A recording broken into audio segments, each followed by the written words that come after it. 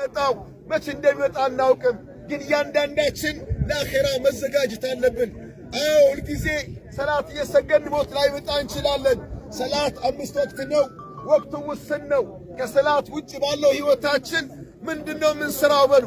ነጋዴው ሲነግድ አላህን እየፈራ አኺራን እየፈራ ሚዛን ሳያጎድል ሳያጭበረብር ሳይሰርቅ ሳያታልል ሊነግድ ይገባል። አስተዳዳሪ የሆነ ሰው በመንግስት ኃላፊነት ያለ ሰው በድርጅትም ይሁን ህዝብን ለማገልገል ያለ ሰው ህዝብን ማገልገል በራሱ ዒባዳ ነው፣ መልካም ስራ ነው፣ ወደ አላህ የሚያቃርብ ነው። ምን ይላሉ ረሱላችን ሰለላሁ ዐለይሂ ወሰለም? ኸይሩ ናስ መን እንተፈዐ ቢሂ ናስ። ከሰው ሁሉ መልካም ሰው ጥሩ ሰው ማለት ሰውን የሚያገለግል ነው፣ ህብረተሰብን የሚያገለግል ነው። ህዝብን እያገለገሉ ህብረተሰብን እያገለገሉ ለህዝብ እየተጨነቁ ወደ አኺራ መሄድ ማለት ዒባዳ ላይ ሆኖ ወደ አኺራ መሄድ ማለት ነው። የሰውን ንያ የቀልቡ ራሱ ያውቃል። ግን ዛሂሩ ህዝብን ለህዝብ ኽድማ ለሀገር ኽድማ እያገለገሉ መኖር ትልቅ ዒባዳ ትልቅ ኸይር ስራ ነው። እኔ ለአኺራዬ ምን ይዤ እሄዳለሁ የሚለው መዘጋጀት አለብን። ሞታማ እኮ አይመጣም። ይኸው ያያችሁት ነው። በድንገት ነው የሚወስደን። እኔ ዛሬ ብሞት ለነገ ምን አለብን እናስብ። ሚላሉ ረሱል ሰለላሁ ዐለይሂ ወሰለም ሰው ሞቶ ሬሳውን ተሸክመን ወደ ቀብር ስናመጣ 3 ነገሮች ይከተሉታል አሉ። አንደኛ ዘመድ አዝማድ ወገን ወዳጅ ይሸኘዋል አሉ።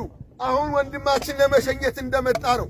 ሁለተኛው ንብረቱ ይሸኘዋል፣ መኪናው ይሸኘዋል፣ አልጋው ይሸኘዋል፣ አልባሳት ይሸኙታል። ይሄው አሁን ለመሸኘት እንደመጣ ነው።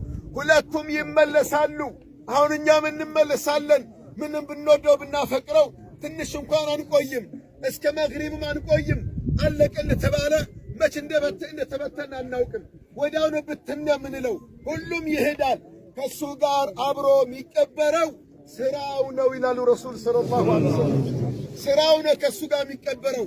መልካም ስራው ወይም መጥፎ ስራው አብሮ ይቀበራል ይላሉ አላህ መልእክተኛ። ከወንድማችን ጋር መልካም ስራ አብሮ ይቀበራል። ወንጀሉን ጥፋቱን አላህ ይማረው፣ አላህ አውፍ ይበለው። ይህ ዱዓ ቀላል ነገር አይደለም። ያ ጀማዓተል ኸይር ሰላተል ጀናዛ የሰገድነው ዱዓ ነው ያደረግንለት። ያ ረቢ ማረው፣ ያ አላህ ይቅር በለው ብለን ዱዓ ያደረግንለት። አሁንም ዱዓችሁ አይለየው፣ ወንድማችንን ዱዓችሁ አይለየው። ከልጅነቱ ከወጣትነቱ ጊዜ ጀምሮ የስልጠን ማህበረሰብ በማገልገል ከዛም በኋላ መላ ኢትዮጵያን በማገልገል ጊዜውን ያሳለፈ ነው። አላህ ይቀበለው። መልካም ስራውን አላህ ይቀበለው።